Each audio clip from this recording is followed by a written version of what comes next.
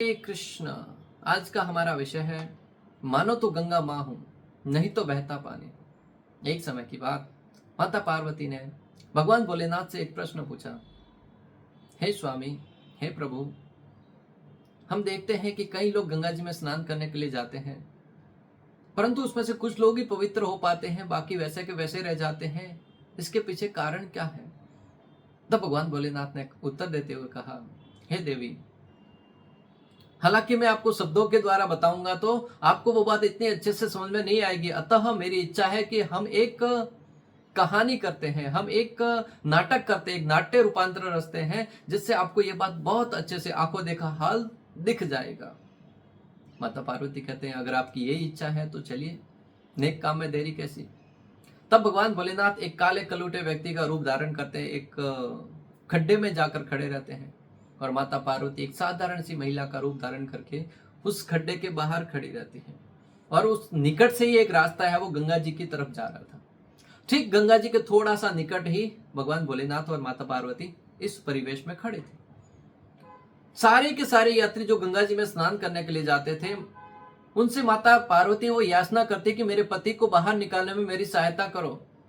जैसे ही व्यक्ति हाथ आगे बढ़ाता, उस व्यक्ति को अंदर से बाहर निकालने के लिए, जो कि भगवान भोलेनाथ थे, माता पार्वती यह कहकर उनको सावधान करती कि अगर आपने इस व्यक्ति को स्पर्श किया, मेरे पति को स्पर्श किया, तो उसके सारे के सारे पाप, जिसके फलस्वरूप ये काला पड़ गया है, वह सारे पाप आपके पास आ जाएंगे।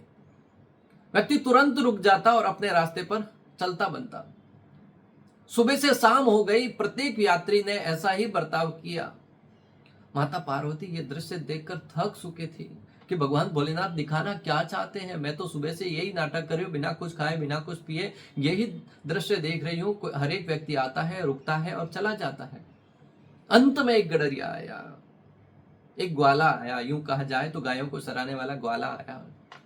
माता पार्वती ने उससे भी यही निवेदन किया, और उस व्यक्ति ने, उस ग्वाले ने तुरंत हाथ आगे बढ़ाया और भगवान भोलेनाथ को बचाने का प्रयास करने लगा।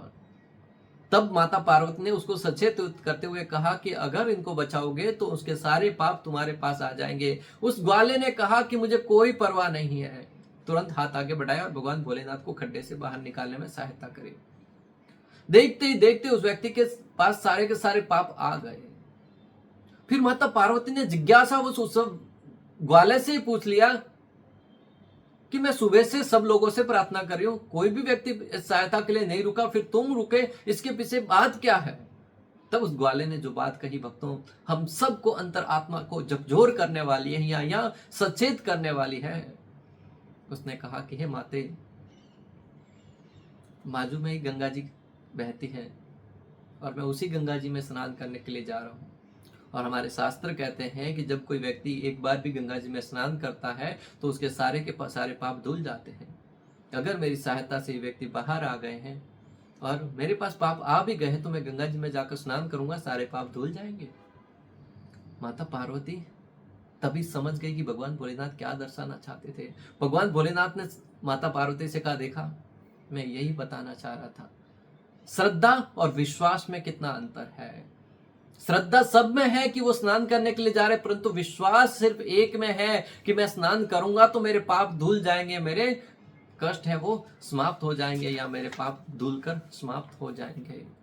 भक्तों, हमारे शास्त्रों में ऐसे कई पात्र हैं जिनको श्रद्धा के साथ साथ विश्वास भी था। जैसे यहाँ पर ग्वाले को श्रद्धा के साथ साथ विश्वास था माता सबरी को कि मेरे प्रभु श्री राम आएंगे, विश्वास था माता सीता को कि मेरे राम श्री रामचंद्र मुझे बचाने के लिए आएंगे, विश्वास था ब्रजवासियों को श्री कृष्ण है वो हमारी रक्षा करेंगे, विश्वास था हरिदास ठाकुर को हरिनाम पर कि हरिनाम की अगाध कृपा मुझ पर बरसेगी, विश्वास था अंगद को हरि नाम में कि राम नाम में कि मैं इस राम का नाम लेकर मेरे पांव को यहां जमा रहा हूं, रावण का एक भी सैनिक उसको टस से मस नहीं कर पाएगा। भक्तों, हम सब में श्रद्धा तो होती है, परंतु विश्वास के अभाव के कारण हम पूर्ण फल नहीं प्राप्त कर सकते, नहीं कर पाते हैं।